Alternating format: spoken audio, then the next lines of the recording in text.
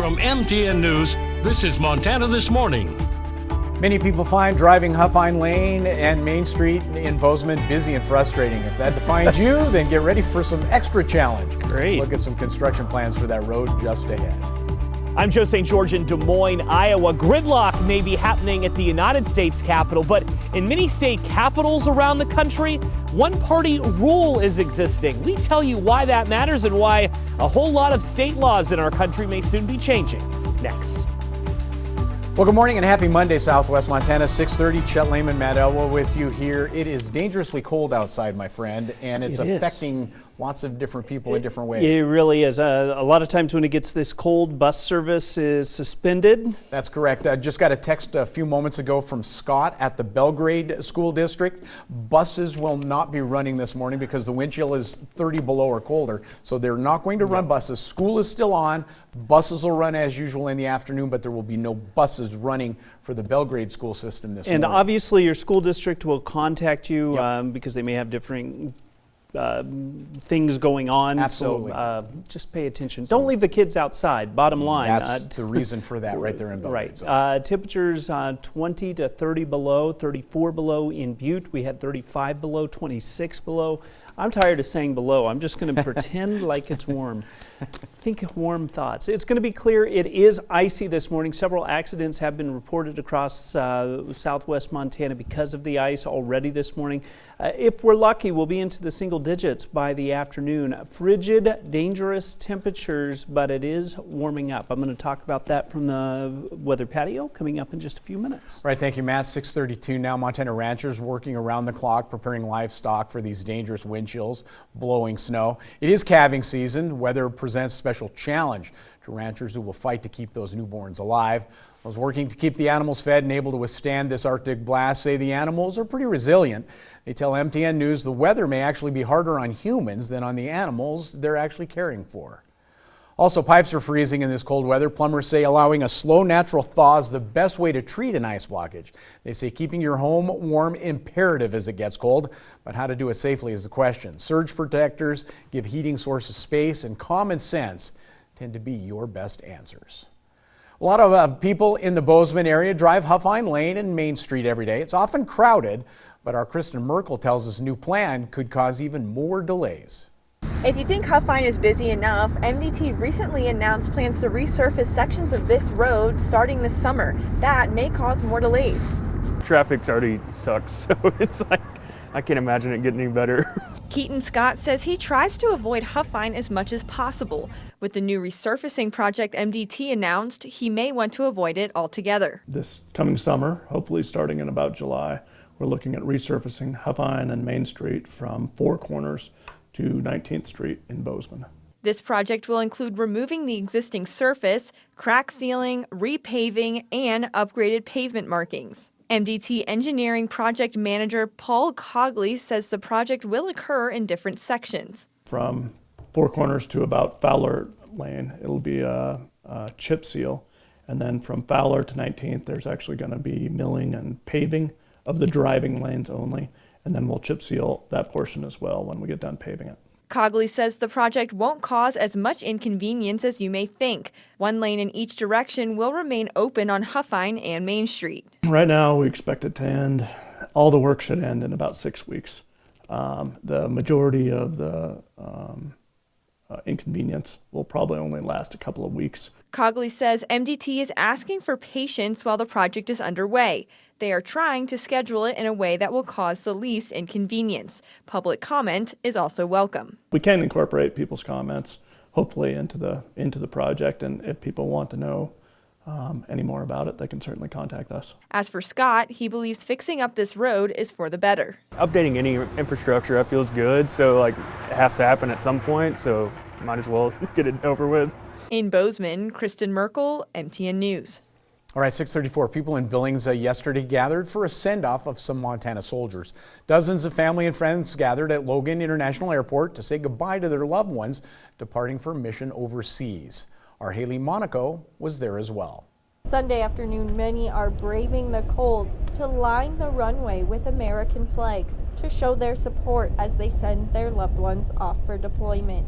A row of American flags lining the cars, all for troops to see out their window as they departed the airport, heading overseas. We'll miss him a lot. Hannah Shaw and her 3 daughters were among the crowd to send off their husband and father on his first Army deployment. It's really hard being away in the military because you're missing so much in life without somebody that you really need. As sad as they are to see their father go for a year, they are also excited for him and the example he is setting. Being in the Army was his dream since he was a little kid, a very, very little kid. But I'm actually kind of glad for him because it was his dream. Dream big.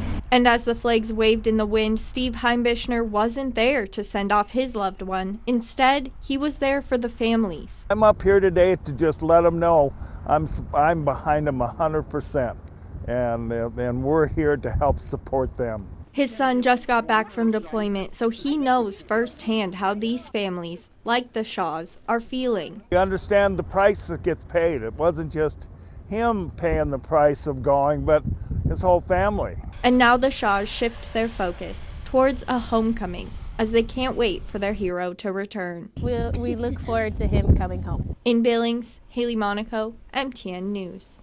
All right, 6:36. You likely know by now that Congress is poised for a lot of gridlock over the next 2 years, with Republicans controlling the House, Democrats controlling the Senate. But as our Joe St. George explains, that doesn't mean the government isn't going to impact your life. Many state laws across the United States are poised to change more frequently. That's because of more and more one-party rule, something that is known as a government trifecta. A lot of scandals seem to be happening in politics right now. The president is being investigated for possibly improperly storing classified documents. The former president is being questioned on the same topic. A former vice president is being questioned over scandal involving Congressman George Santos of New York. He's accused of lying about his resume. But while there is a lot of scandal happening in Washington, real policy changes impacting your family appear to be few and far between for the moment, and that's somewhat expected. Republicans control the House of Representatives, Democrats control the Senate and the White House. But just because one capital is poised for gridlock doesn't mean all capitals are. This is the Iowa State Capitol in Des Moines, part of a growing list of one-party rule states in our country. We're talking about something known as a government trifecta, when one political party controls the governor's office, the state Senate, and the state House. Right now, there are 22 states where Republicans have a trifecta. Democrats have one in 17 states. In fact, there are only 11 states where a divided state government still exists. More trifectas exist now than at any other point in the last 30 years, and that matters because if one party is ruling the state government in your state, more laws are likely to pass, whether you want them to or not. Take, for instance, gun control. If your state is a Democratic trifecta, it's more likely that new restrictions could become law. In a Republican trifecta, that's more unlikely to happen. Regarding abortion restrictions in a Republican trifecta, more restrictions could take place. In a Democratic trifecta, that's unlikely. I think largely what's driving this is the increasing polarization of this country. Colin Moore is a professor at the University of Hawaii. He studies trifectas. He says one-party rule may mean more laws passed in more states. However, it can also lead to voter apathy over time, as well as corruption. Hawaii has seen that, he says. Right now, there are only 8 Republicans in the legislature in that state compared to 68 Democrats. Democrats have pretty much run Hawaii since statehood. What we have had is quite a bit of corruption, which means we have one of the lowest voter turnouts in the nation. So with state legislatures across the U.S. just beginning to get their 2023 work underway, remember, gridlock may not happen there, even if Washington is divided. Joe St. George, Scripps News, Des Moines, Iowa. All right, 6:39. Tech industry has seen job cuts recently, but there's still high demand for people who work in software and data. Daniel Bacchus has more.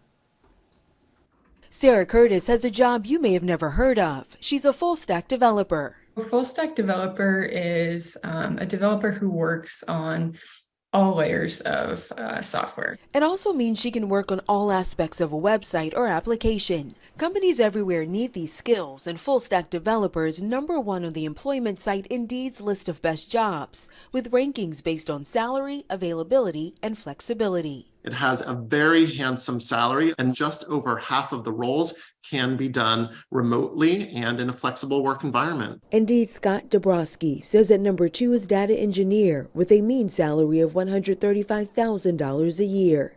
And number 3 is cloud engineer, which offers competitive pay and flexibility. In fact, most of the positions in the top 10 are computer related. So what this continues to show is that virtually every company today is a technology company.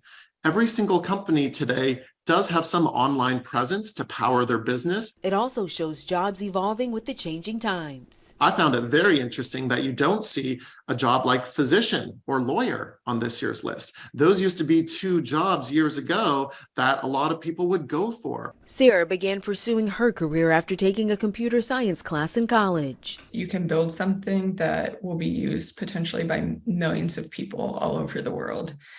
So solving problems at that scale is really challenging, but also really interesting and a really fun space to be in. She's finding job satisfaction holding skills in high demand as companies increasingly rely on technology to conduct business.